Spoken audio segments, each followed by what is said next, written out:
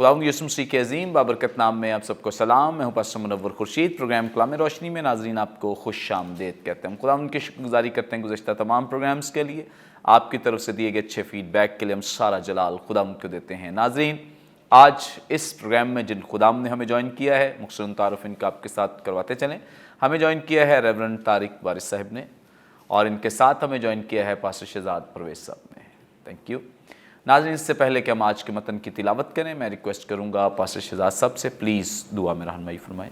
खुदा बाप, हम तेरा शुक्र और तेरे नाम की तारीफ़ करते हैं, तेरे प्यार के लिए, तेरे फजल के लिए, आज के इस वक्त के लिए बाप, इस प्लेटफॉर्म के लिए शुक्र हो खुदा बाप, इस चैनल के लिए शुक्र हो। और अब आप मैं तेरा खादम होते बड़ी बरकत की दुआ मांगता हूँ, इस प्रोग्राम पर तेरी बरकत को मांगता हूँ। पाक आसमानी हिकमत हम सबको अता कर, ताकि जो कुछ तेरे कलाम में से बयान किया जाए वो हमारे इरादों और हमारी मर्ज़ी के मुताबिक नहीं, बल्कि रूह पाक तेरी तरफ से हो, और हर सुनने वाला खुदा के कलाम के वसीले से बरकत पाए, यस्सु के नाम में आमीन। Thank you so much. नाज़रीन, कलाम मुक़द्दस में से अपनी रहनुमाई के लिए हम तिलावत करेंगे नए अहदनामे में से मुक़द्दस यूहन्ना रसूल की मारिफत लिखी गई इंजील, इसका 19वां बाब और इसकी 30वीं आयत से लेकर 35वीं आयत तक। खुदावंद की ज़िंदगी बख्श पाक कलाम में यूं मरकूम है। बस जब यीशु ने वो सिरका पिया तो कहा कि तमाम हुआ, और सर झुकाकर जान दे दी। बस चूँकि तैयारी का दिन था, यहूदियों ने पिलातूस से दरख्वास्त की कि उनकी टांगें तोड़ दी जाएं और लाशें उतार ली जाएं, ताकि सब्त के दिन सलीब पर न रहें, क्योंकि वो सब्त एक ख़ास दिन था। बस सिपाहियों ने आकर पहले और दूसरे शख्स की टांगें तोड़ी जो उसके साथ मसलूब हुए थे। लेकिन जब उन्होंने यीशु के पास आकर देखा कि वो मर चुका है, तो उसकी टांगें न तोड़ी, मगर उनमें से एक सिपाही ने भाले से उसकी पसली छेदी, और फिलफौर उससे खून और पानी बह निकला। जिसने ये देखा है उसी ने गवाही दी है, और उसकी गवाही सच्ची है, और वो जानता है कि सच कहता है, ताकि तुम भी ईमान लाओ। कलाम मुक़द्दस के पढ़े सुने जाने पे खुदा उनकी बरकत हो, आमीन।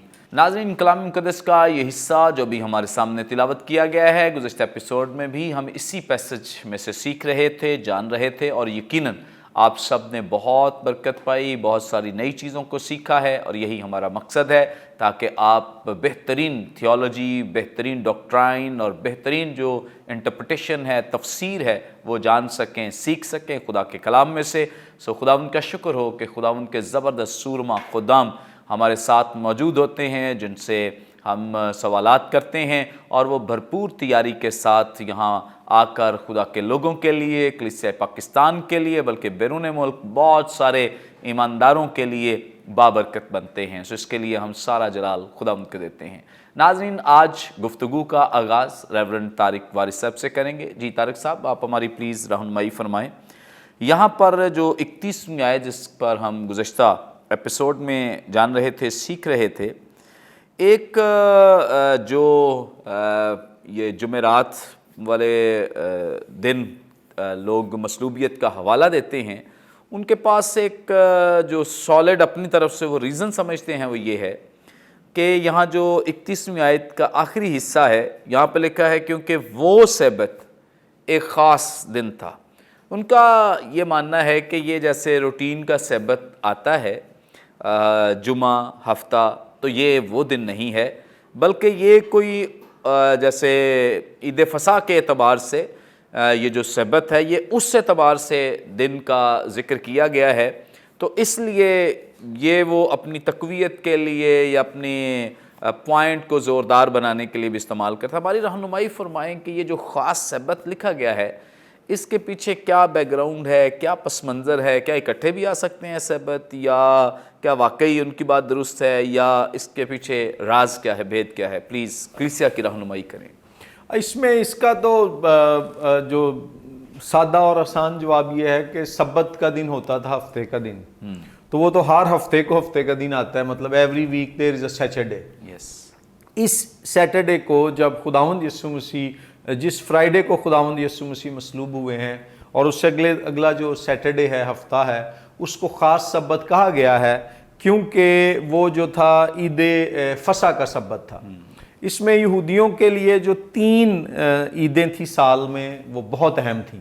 عیدیں تو وہ زیادہ مناتے تھے لیکن 3 جو بڑی اہم ہوتی تھیں، ان میں ایک تھی عید فصح جسے ہم پاس اوور بھی کہتے ہیں، ایک عید پینتیکوست جسے کیتھولک ٹریڈیشن میں عید خمسین کہا جاتا ہے، اور جو ہے اور تیسری تھی عید خیام۔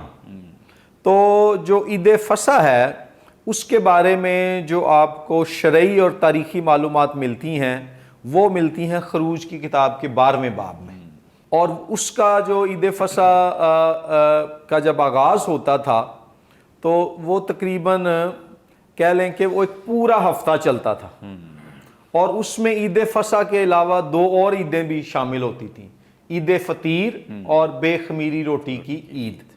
یسوع مسیح جب جمعے کے دن مصلوب ہوتے ہیں تو یہ تھیولوجیکلی اور سمبولیکلی، الہیاتی طور پر اور علامتی طور پر بڑی اہم بات تھی، کیونکہ یہودی لوگ اس دن فصح کی یاد مناتے ہوئے ہیکل میں برے ذبح کرتے تھے، اور جب خداوند یسوع مسیح صلیب پر جان دے رہے ہیں تو وہ خدا کے جو ہے افضل ترین اور حتمی ترین بے عیب برے کے طور پر، جس کے بارے میں یسایہ نبی کے صحیفے کے باب نمبر 53 میں پیش گوئی کی گئی، اس کے طور پر جان دے رہے ہیں۔ اور جب وہ فوت ہوتے ہیں اور ہیکل کا پردہ پھٹ جاتا ہے تو ایکچولی وہ ایک بڑا کلیئر میسج تھا خدا کی طرف سے، کیونکہ ہیکل کا پردہ پھٹنے کا مطلب دراصل یہ تھا کہ ہیکل کا جو قربانیوں کا نظام ہے وہ ختم ہو گیا، وہ کینسل ہو گیا۔ تو وہ ہیکل کا جو پردہ پھٹنا تھا اس کے ساتھ ہی وہ قربانیوں کا سارا سلسلہ رک گیا۔ تو یہ جو سبت اس لیے خاص تھا یہودیوں کے لیے کہ یہ عید فصح کے دوران آنے والا سبت تھا۔ ہمارے لیے اہم بات یہ ہے کہ یہ عید فصح کیا تھی، اس میں اس کو مختصر بیان کروں گا کہ یہ وہ فصح کا آغاز ہوا تھا جب یہودی لوگ، یا اس وقت تو انہیں اسرائیلی کہا جاتا تھا، لفظ یہودی تو تاریخ میں بعد میں آتا ہے، اسرائیلی جو لوگ تھے یہ مصر کی غلامی میں تھے، اور ان کو جس رات خدا نے آزاد کروانا تھا، خدا نے موسیٰ کے ذریعے سے حکم دیا کہ ہر یہودی خاندان جو ہے ایک برہ ذبح کرے، اور اس برے کا خون جو ہے وہ اپنے گھروں کے دروازوں کی وہ چوکھٹوں پر لگائیں، اور جو ہے خداوند کا فرشتہ پھر گزرے گا، اور جہاں جہاں وہ خون نہیں لگا ہوگا جن دروازوں کی چوکھٹوں پر، ان گھروں میں ماتم ہوگا۔ اور ایسا ہی ہوا، انہوں نے جب اسرائیلیوں نے برے ذبح کیے، ان کا خون اپنے گھروں کے دروازوں کی چوکھٹوں پر لگایا، وہ موت کا فرشتہ گزرا، وہ بچ گئے، لیکن مصریوں کے گھروں میں جو ہے ماتم ہوا، اور پھر اسی کے ساتھ انہوں نے جو ہے آگے عید فطیر منائی، پھر جو ہے خمیری روٹی کی عید منائی، اور پھر جو ہے بالآخر وہ مصر سے آزاد ہو گئے۔ اور یہ وہ عید تھی جو اسرائیلیوں کو حکم دیا گیا تھا کہ انہوں نے ہر سال منانی ہے۔ اب جب ہم یسوع مسیح کی زندگی اور موت کی روشنی میں اس کو دیکھتے ہیں تو یسوع مسیح کو کرنتھیوں کے خط میں کہا گیا ہے کہ ہمارا بھی فصح قربان ہوا جو یسوع مسیح ہے۔ پھر پہلا پطرس اس کے پہلے باب میں جو ہے پطرس رسول یسوع مسیح کو خدا کا بے عیب برہ کہتا ہے۔ پھر یوحنا کی انجیل کے پہلے باب میں بیان کیا گیا ہے کہ دیکھو خدا کا برہ جو دنیا کا گناہ اٹھا لے جاتا ہے۔ اور یہ جو ٹرمینالوجی ہے برے کی، یہ ہمیں ملتی ہے، اس کی جو جڑیں پرانے عہد نامے میں ہیں، خروج 12ویں باب میں اور یشعیاء 53ویں باب میں۔ اگر پرانے عہد نامے کا کوئی چیپٹر سب سے زیادہ نئے عہد نامے میں استعمال ہوا ہے تو وہ یشعیاء کی کتاب کا باب نمبر 53 ہے۔ اور یہ بڑی دلچسپ بات ہے ببلیکل تھیولوجی کے پرسپیکٹیو میں کہ نئے عہد میں جو ہے مصر کو اور فرعون کو شیطان، گناہ اور موت کی ایک علامت کے طور پر لیا گیا ہے۔ اور جیسے برے کی قربانی کے وسیلے سے اسرائیلی لوگ مصر سے آزاد ہوئے، نئے عہد میں جو انسان ہیں وہ خدا کے برے یسوع مسیح کی قربانی کے وسیلے سے شیطان، گناہ اور موت سے آزاد ہوتے ہیں. اور جیسے جو موت کا فرشتہ جو ہے وہ اس نے مصریوں کے گھروں میں ماتم پیدا کر دیا، ایسے ہی وہ لوگ جو خدا کے برے یسوع مسیح کو رد کرتے ہیں وہ ابدی ہلاکت کا شکار ہوں گے. اب سبت کے ساتھ اس کا تعلق اس طرح سے بنتا ہے کہ اسرائیلیوں نے فصح جب شروع ہوتی ہے تو اس اگلے دن سبت منایا. آپ نئے عہد نامے میں عبرانیوں کا خط پڑھیں تو عبرانیوں کا مصنف جو ہے وہ پرانے عہد نامے میں اگین برے کا اور ہیکل میں دی جانے والی قربانیوں کا بہت زیادہ ذکر کرتا ہے. اور عبرانیوں کے خط کو کہا جاتا ہے یہ احبار کی کتاب کی تفسیر ہے نئے عہد میں. اور عبرانیوں کا مصنف کہتا ہے کہ جو لوگ خدا کے برے یسوع مسیح پر ایمان لے آتے ہیں، جو قربان ہوا تھا ازلی روح کے وسیلہ سے خدا کے سامنے قربان ہوا، وہ خدا کے سبت میں، اس کے آرام میں داخل ہو جاتے ہیں. تو مسیح کی موت کے بعد جو سبت ہے وہ ایک ایکچول سبت ہے، لیکن اس کا روحانی اور علامتی پیغام ہمارے لیے یہ ہے کہ آج جو کوئی خدا کے جو ہے ذبح کیے ہوئے برے جو بعد میں کھڑا ہو گیا، زندہ ہو گیا، اس پر ایمان لاتے ہیں، وہ خدا کے حقیقی سبت یعنی اس کے آرام میں، اس کے ساتھ رشتے میں اور ہمیشہ کی زندگی میں داخل ہو جاتے ہیں. پریز گاڈ، تھینک یو سو مچ. بڑی خوبصورت بابرکت باتیں. اور اسی بنیاد پر اب مسیحی جو ہیں وہ سبت والے دن یعنی ہفتے والے دن عبادت نہیں کرتے، بلکہ خداوند یسوع مسیح کے جی اٹھنے والے دن یعنی اتوار والے دن عبادت کرتے ہیں. کیونکہ جو سبت کے میننگز ہیں، جو سبت کا مقصد ہے اور جو سبت منانے یا اس کے حکم دیے جانے کا کام ہے، وہ خداوند یسوع مسیح کی موت کے ساتھ مکمل ہو گیا ہے. اسی لیے خداوند یسوع مسیح نے ہمیں ان تمام ریچول سے، ان تمام رسومات سے آزاد کر دیا ہے. اسی لیے اگر آپ خداوند یسوع مسیح کی جو زمینی خدمت ہے اس پر غور کریں تو یہودیوں کے ساتھ ہمیشہ یہی ان کو یہ شکایت یسوع مسیح سے رہی کہ خداوند یسوع مسیح سبت کو ویسے نہیں مناتے جیسے ہم مناتے ہیں. اس لیے نہیں مناتے تھے کیونکہ یسوع مسیح سبت کے جو حقیقی میننگز ہے، مطلب ہے، اس کو سمجھتے تھے، جانتے تھے، اور یہودیوں نے اسے رسم بنا کر منانا شروع کیا ہوا تھا جو کہ درست نہیں تھا.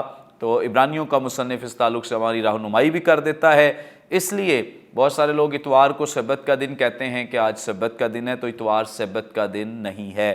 ہفتے کا دن سبت کا دن ہے جو یہودی آج بھی اسی طرح سے فالو کرتے ہیں.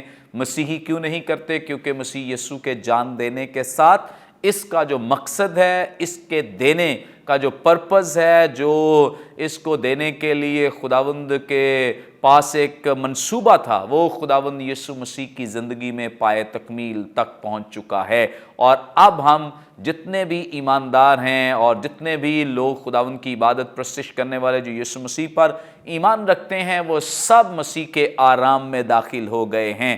اب ہم وہ دن سیلیبریٹ کرتے ہیں جس دن یسوع مسیح مردوں میں سے جی اٹھے ہیں. سو اس لیے جو لوگ اس بات پہ بھی بحث مباحثہ کرتے رہتے ہیں کہ مسیح سبت والے دن یا ہفتے والے دن عبادت کیوں نہیں کرتے، کچھ کرتے بھی ہیں، اس ضد پر ہیں کہ نہیں ہم نے تو اسی دن عبادت کرنی ہے، تو ان سب کو بھی یہ سیکھنے کی ضرورت ہے، کلام پر عمل پیرا ہونے کی ضرورت ہے، تاکہ وہ بھی اس کلام کے حصے کو اپنی زندگیوں میں عملی جامہ پہنا سکیں. آگے بڑھیں گے اور پاسٹر شہزاد پرویز صاحب سے جانیں گے. جی پاسٹر صاحب، آپ ہماری رہنمائی فرمائیں. یہاں 32ویں اور 33ویں 2 آیات میں لکھا ہے، پس سپاہیوں نے آ کر پہلے اور دوسرے شخص کی ٹانگیں توڑی جو اس کے ساتھ مصلوب ہوئے تھے، لیکن جب انہوں نے یسوع کے پاس آ کر دیکھا کہ وہ مر چکا ہے تو اس کی ٹانگیں نہ توڑیں. کیا مطلب ہے ان 2 آیات کا؟ جیسے کہ اسی جو پیسیج پہ ہمارا یہ پروگرام جو چل رہا ہے، اس کا جو پہلا پریویس ایپیسوڈ تھا، اس پہ ہم نے دیکھا تھا، بھائی طارق نے اس پہ جو روشنی بھی ڈالی تھی کہ جو رومنز تھے they were very cruel، نہ بڑے ظالم تھے اس معاملے میں کہ کسی شخص کو جب سلیپ دی جاتی تو سم ٹائم وہ اسے اتارنے کی بھی زحمت نہیں کرتے تھے. بٹ یہودیوں کے نزدیک جو استثناء کی کتاب کا حوالہ جو وہ دیا گیا اس کے 21ویں باب کی 23ویں آیت کا، کہ جو اگر کسی کو لٹکایا جائے یا مارا جائے تو لاش جو ہے وہ رات بھر جب وہاں پہ نہیں رہنی چاہیے بلکہ شام کو اتار لی جائے. یہاں پہ جب ہم دیکھتے ہیں تو 2 چیزیں ہیں جو سامنے آتی ہیں. پہلی بات تو یہ ہے کہ جو ٹانگیں توڑنے کا عمل تھا اس کا سبب یہ تھا کہ وہ ایک ریسپیریٹری سسٹم جو اس کے اندر ڈسٹربنس آ جائے، اور ایک تو درد کی شدت، پھر سانس لینے میں دشواری، پھر ڈی ہائیڈریشن، پھر زیادہ دیر تک سلیپ پر لٹکے رہنا، پھر اس کے علاوہ نفسیاتی طور پر لوگوں کی لان تان، ملامت، اپنی کمزوریوں کا احساس. تو یہ سارے بے شمار عوامل تھے جن کے اندر آ کے اس شخص کی ڈیتھ جو ہے وہ ہو جائے اور وہ سلیپ پر جو ہے وہ مر جائے. اور لیکن یہاں پہ ایک خاص چیز جو ہمارے دیکھنے کے لیے ہے کہ پرمیشن لی گئی، انہیں کہا گیا سپاہیوں کو جا کے ان کی ٹانگیں توڑو، مگر جب یسوع مسیح کے پاس آئے تو انہوں نے دیکھا کہ یسوع مسیح پہلے ہی مر چکا تھا.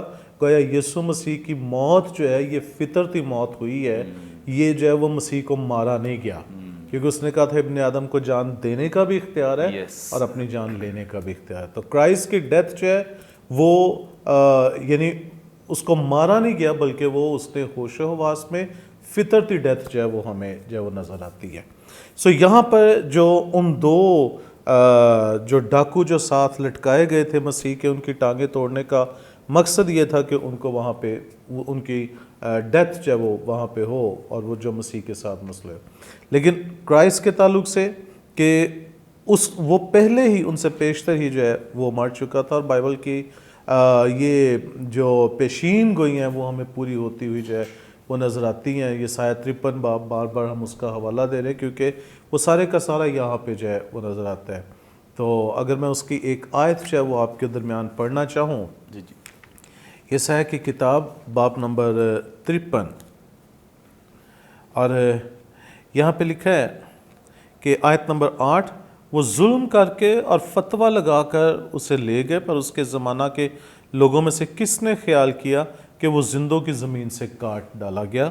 میرے لوگوں کی خطاؤں کے سبب سے اس پر مار پڑی، اور لکھا ہے اس کی قبر بھی شریروں کے درمیان ٹھہرائی گئی. اور پھر 10ویں آیت میں اسکپ کرو 9ویں آیت سے آگے، لیکن خداوند کو پسند آیا کہ اسے کچلے، اس نے اس سے غمگین کیا.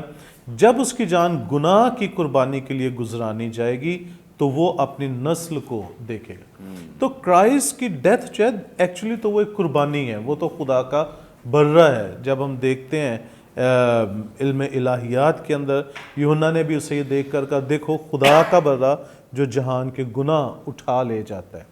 تو بائبل مقدس کے اندر اولڈ ٹیسٹامنٹ میں جو کپر کا ایک عمل ہم دیکھتے ہیں، کفارہ کا عمل جو دیکھتے ہیں، تو اس کا میننگ گناہوں کو ڈھانکنے سے جو وہ لیا جاتا ہے. بٹ یسوع مسیح نے ہمارے گناہوں کو ڈھانکا نہیں ہے، کیونکہ آپ کسی چیز کو ڈھانک تو دیتے ہیں، وہ نظر نہیں آتی بٹ وہ ایگزسٹ کرتی ہے. تو یسوع مسیح نے ہمارے گناہوں کو ڈھانکا نہیں، اس نے ہمارے گناہوں کو اٹھا لیا ہے اور اس نے ہمیں ایک نیا بنا دیا، نئی مخلوق جو ہے بنایا ہے. تو یہاں پر جب ہم دیکھتے ہیں تو کرائسٹ کی ڈیتھ جو ہے وہ ہمیں نظر آتی ہے کہ وہ کسی انسان کے سبب سے نہیں ہوئی، بلکہ وہ ایک فطرتی، قدرتی اور خدا کے ارادہ کے مطابق ہے، تاکہ جو قربانی کا عمل ہے وہ مکمل ہو، جو نجات کا کام تھا وہ پورا ہو، جو خدا کا مقصد تھا، جو نبوتیں تھی وہ جو ہے وہ پوری ہو. جبکہ دونوں باقی جو افراد تھے ان کی ڈیتھ جو ہے ان کی ٹانگیں توڑنے کے سبب سے جو ہے وہ ہوئی ہے.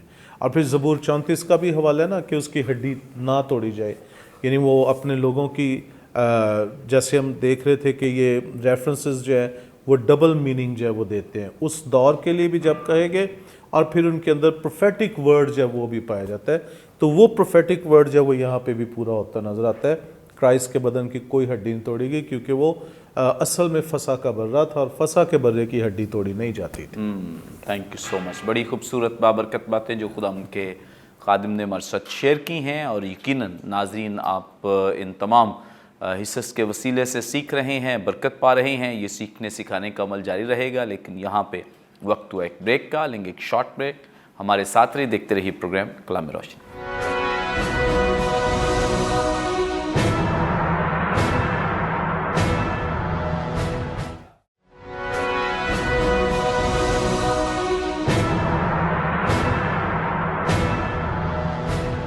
ویلکم بیک ناظرین، آپ دیکھ رہے ہیں پروگرام کلام روشنی. بریک پر جانے سے پہلے بڑی خوبصورت بابرکت باتیں جو خدا ان کے خدام ہمارے ساتھ شیئر کر رہے تھے آگے بڑھیں گے، اور گفتگو کا آغاز ایک دفعہ پھر ریورنڈ طارق وارث صاحب سے کریں گے. جی طارق صاحب، آپ ہماری رہنمائی فرمائیں. यहाँ पर 34वीं आयत में लिखा है, मगर उनमें से एक सिपाही ने भाले से उसकी पसली छेदी और फिलफौर उससे खून और पानी बह निकला। क्या मतलब है इस आयत का? हाँ जी, ये आयत बड़ी दिलचस्प है दो वजूहात की बिना पे। एक तो पहली वजह ये है कि वो ये तस्दीक करना चाह रहे थे कि खुदावंद यसु मसीह वाकई मर गया है या नहीं, और जब उन्होंने उसके जिस्म को छेदा, नेज़ा मारा, तो खून और पानी बह निकला, जो इस बात का सबूत था कि ही इज क्लिनिकली डेड। अगर खुदावंद यसु मसीह जिंदा होता तो सिर्फ खून बह निकलता, फिर पानी साथ ना बह निकलता। तो खून और पानी का बहना जो है ये खुदावंद यसु मसीह के जो है मरने की तस्दीक थी।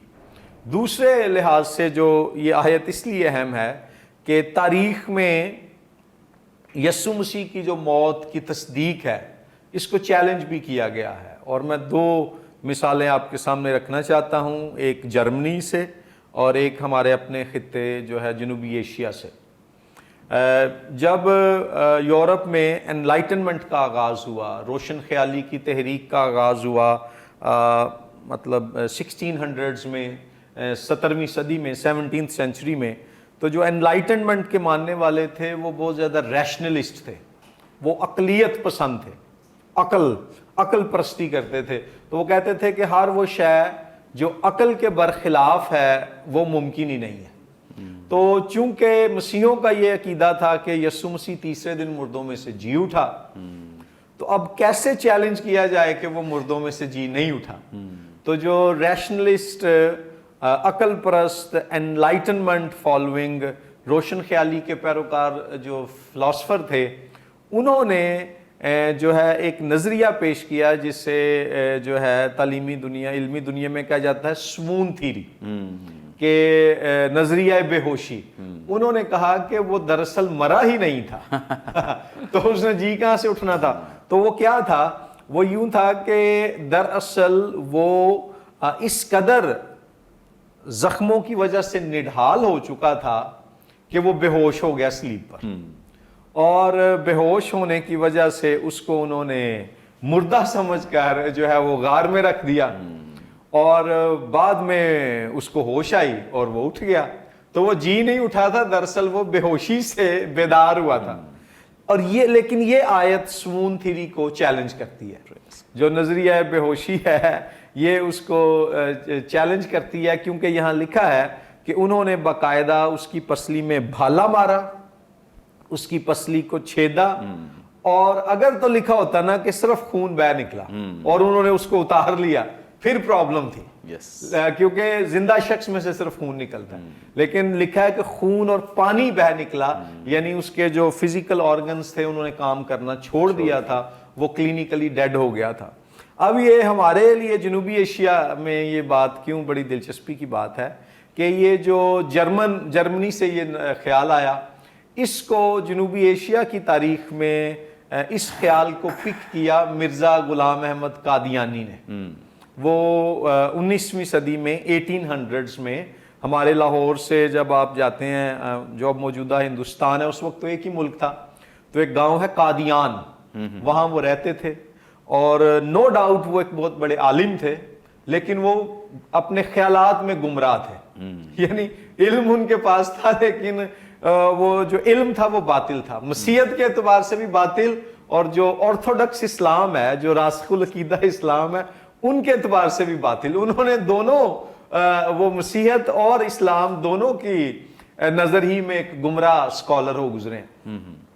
तो उन्होंने क्या किया, उन्होंने इस नजरिए को पकड़ा, और जब मसीही लोग, और उस जमाने में होते थे ज्यादा मिशनरी, जब ये दावा करते थे कि दुनिया के बाकी लीडरों के मुकाबले में हजरत ईसा मसीह आज भी जिंदा हैं और वो मुर्दों में से जिंदा हुए, तो फिर गुलाम अहमद कादियानी ने इस थ्योरी को लिया और उसने कहा जी वो तो जो है अपना मरे थे ही नहीं, वो तो दरअसल बेहोश हुए और उनको जो है वो कब्र में डाला गया, اور وہاں ان کو ہوش آ گیا اور پھر وہ کھڑے ہو گئے, جاگ گئے, اور وہ پھر پیدل سفر کرتے ہوئے انڈیا میں کشمیر میں پہنچے, اور پھر کشمیر میں جو ہے ان کی وفات ہوئی, اور کشمیر میں انہوں نے کوئی قبر ڈھونڈ لی, قادیانیوں نے کوئی مقبرہ چھوٹا سا ڈھونڈ لیا, اور انہوں نے کہا یہ حضرت عیسیٰ مسیح کی جو ہے قبر ہے. لیکن وہ مرزا غلام احمد کی یہ تعلیم نہ صرف بائبل کے خلاف گئی, بلکہ جو آرتھوڈکس مسلمان ہیں انہوں نے بھی ان پہ لعنت ملامت کی کہ آپ تو یہ تعلیم دے کر اسلام کے بھی خلاف جا رہے ہیں. اب یہ بات اور آگے اس طرح سے بڑھتی ہے کہ کینیڈا میں ایک بہت مشہور مسلم اسکالر ہیں اور ڈیبیٹر ہیں, یوٹیوب پر آپ کو ان کے بڑے ملیں گے ڈیبیٹس, شبیر ایلی. وہ انگریزی میں انہوں نے ڈیبیٹس کیے ہیں. تو مختلف ڈیبیٹس میں جب کرسچنز نے انہیں چیلنج کیا کہ اناجیل سے باہر بھی ہمارے پاس ثبوت ہیں کہ خداوند یسوع مسیح کو مصلوب کیا گیا اور انہوں نے صلیب پر اپنی جان دی, تو شبیر ایلی نے اور آپ لوگ کیوں نہیں مانتے, تو شبیر ایلی نے پھر اس کا حل نکالنے کے لیے دوبارہ جو ہے اسی سوون تھیوری کو لیا جس کو مرزا غلام احمد قادیانی نے لیا, اور اس نے کہا کہ دراصل وہ مصلوب کیا گیا, صلیب پر چڑھایا گیا, لیکن وہ مرا نہیں, وہ بے ہوش ہو گیا, اور بعد میں جو ہے نا وہ ہوش میں آ گیا, اور اس کے شاگردوں نے سمجھا کہ وہ زندہ ہے. لیکن یہ اس لیے پرابلمیٹک ہے, نمبر ایک کہ انہوں نے پسلی میں جو ہے بھالا مار کر کنفرم کیا ہے, پھر اس کے بعد اس کو جب قبر میں رکھا گیا تو کئی ٹن وزنی پتھر وہاں رکھا گیا. تو اگر وہ جو ہے فطری طور پر بے ہوشی سے ہوش میں آ گیا ہے تو اتنا بڑا پتھر اس نے کیسے قبر سے ہٹا لیا. پھر جو چوکیدار تھے, پہرے دار تھے, وہ بے ہوش ہو گئے, وہ مطلب وہ اس کو کیوں نہیں روک سکے. اور پھر یہ کہ شاگردوں پر جب وہ ظاہر ہوتا رہا ہے تو اگر وہ مرا نہیں تھا اور صرف ہوش میں واپس آیا تھا تو شاگرد کبھی اس کی خاطر اپنی جانیں دینے کے لیے تیار نہ ہوتے. تو حقیقت میں یسوع مسیح ہوا, حقیقت میں وہ مردوں میں سے جی اٹھا, اور ایک بڑا معجزہ ہوا جس کے نتیجے میں جب فرشتہ آسمان سے آتا ہے, قبر سے پتھر ہٹ جاتا ہے, وہ پہرے دار بے ہوش ہو جاتے ہیں, پھر وہ شاگردوں پر ظاہر ہوتا ہے, اور وہی شاگرد جنہوں نے یہودیوں کے ڈر سے اپنے آپ کو ایک کمرے میں چھپایا ہوا تھا اس کے لیے جانیں دینے کے لیے تیار ہو جاتے ہیں. تو یہ آیت جو ہے تفسیر کے ساتھ ساتھ اپولوجیٹکس ہسٹری میں بھی ایک بڑی دلچسپ اور اہم آیت ہے. آگے بڑھیں گے اور پاسٹر شہزاد پرویز صاحب سے جانیں گے. جی پاسٹر صاحب آپ ہماری رہنمائی فرمائیں. یہاں پر 35ویں آیت میں لکھا ہے, جس نے یہ دیکھا ہے اسی نے گواہی دی ہے اور اس کی گواہی سچی ہے, اور وہ جانتا ہے کہ سچ کہتا ہے تاکہ تم بھی ایمان لاؤ. کیا مطلب ہے اس آیت کا؟ یہاں پہ جو مصنف ہے اس انجیل کا, یوحنا رسول, وہ بیان کر جس نے یہ دیکھا. پہلی بات تو یہ کہ مسیح کی مصلوبیت کا وہ جو ایک منظر تھا, وہاں پہ کوئی ایک شخص تو نہیں تھا, وہاں پہ ایک سے زائد اشخاص لوگ جو ہے موجود تھے. مگر یہاں پہ جب وہ کہتا ہے کہ جس نے یہ دیکھا ہے تو وہ کسی ایک سنگولر بندے کی بات کر رہا ہے. اگر وہ زیادہ کی بات کرتا تو پھر یہاں پہ صیغہ جمع جو ہے وہ یوز ہوتا ہے, جس نے اسے دیکھا ہے یا جنہوں نے اسے دیکھا ہے. تو یہ لفظ ہے جس نے دیکھا ہے, تو یہ اس کا مطلب کسی ایک فرد واحد کی بات جو ہے وہ کی جا رہی. اب ذرا یوحنا رسول کا جو انداز تحریر اگر ہم دیکھیں تو مقدس یوحنا رسول کا جو پہلا خط ہے اس کا پہلا باب بھی اگر دیکھیں تو وہاں پہ بھی وہ کچھ اسی طرح کا انداز اختیار کرتے ہوئے نظر آتے ہیں. لکھا ہے مقدس یوحنا کا پہلا خط, اس کا پہلا باب لکھا ہے, اس زندگی کے کلام کی بابت جو ابتدا سے تھا اور جسے ہم نے سنا. اب جب زندگی کے کلام کی بابت جو ابتدا سے تھا اس حصے پر غور کریں تو آپ کو یوحنا رسول کی انجیل اس کا پہلا باب پہلی آیت جو ہے وہ اس کے ساتھ مماثلت کھاتی ہوئی جو ہے وہ نظر آئے گی. پھر لکھا ہے, اور جسے ہم نے سنا, اپنی آنکھوں سے دیکھا, بلکہ غور سے دیکھا اور اپنے ہاتھوں سے چھوا. ٹھیک ہے, یہ زندگی ظاہر ہوئی اور ہم نے اسے دیکھا اور اس کی گواہی دیتے ہیں, اور اسی ہمیشہ کی زندگی کی تمہیں خبر دیتے ہیں جو باپ کے ساتھ تھی اور ہم پر ظاہر ہوئی. تو گویا یہاں پر یوحنا رسول جو ہے وہ اپنے آپ کو ایک گواہ کے طور پر پیش کر رہا ہے. کس کے گواہ کے طور پہ؟ مسیح خداوند کے گواہ کے طور پہ. وہ زندگی ظاہر ہوئی, یعنی کرائسٹ کا तजस्सुम जो है मुजस्सम होकर आना उसके ताल्लुक से, मसीह की खिदमत के ताल्लुक से, मसीह की मसलूबियत के ताल्लुक से। कहता है हम उसके साथ रहे, हमने उसको देखा, गौर से देखा, सुना और छुआ। तो ये क्लोजनेस है, एक अपनी विटनेस को, अपनी गवाही को जब वो प्रूव कर रहा है कि जो कुछ मैं कह रहा हूँ वो गलत नहीं कह रहा। और आगे चल के जब हम पढ़ते हैं यहाँ पे इस सारे ख़त के अंदर जब हम देखते हैं तो यीशु मसीह के कफ़ारे की वो बात करता है अपने ख़त के अंदर, मसीह की मसलूबियत की बात करता है, मसीह के इनकारनेशन की बात करता है। जो मसीह के मुजस्सम होने का इनकार करे वही मुखालिफ मसीह।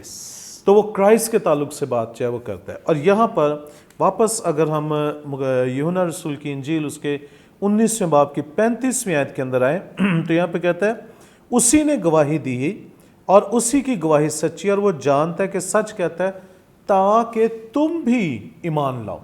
यानी वो अपनी गवाही का सबब क्या बताता है कि दूसरों तक मैं इसलिए गवाही दे रहा ताकि वो भी मान लाएं। और फिर यूहन्ना का खत पहला बाब और उसकी 3री आयत जो अभी हम पढ़ रहे थे उसी को कंटिन्यू करें तो लिखा है जो कुछ हमने देखा और सुना है तुम्हें भी उसकी खबर देते हैं ताकि तुम भी हमारे शरीक हो।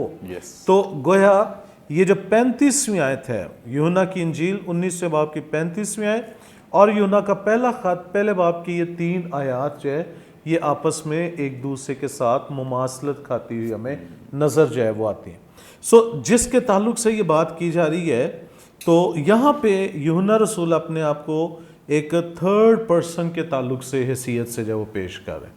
क्राइस्ट फर्स्ट पर्सन इसकी बात की जा रही, खुद ही वो सेकंड पर्सन और फिर अपने आप को एक विटनेस के तौर पे बतौर थर्ड पर्सन जो है वो पेश कर रहा है।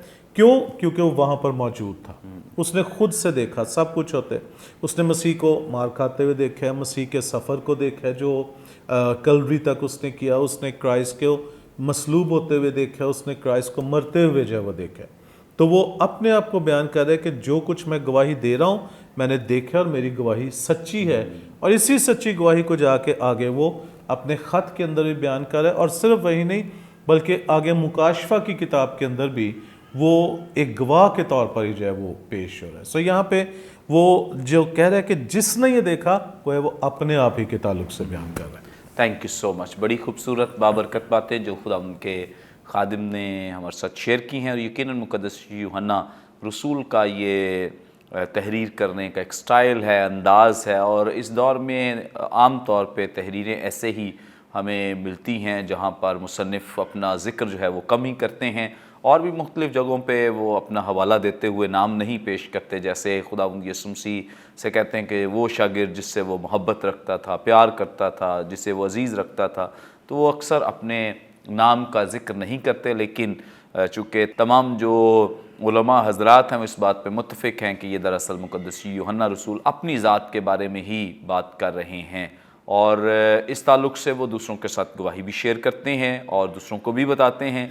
और बड़ी खुशी की बात है कि मुक़द्दस यूहन्ना ने सारे माजरे को अपनी आँखों से देखा है और फिर उससे लिखा है।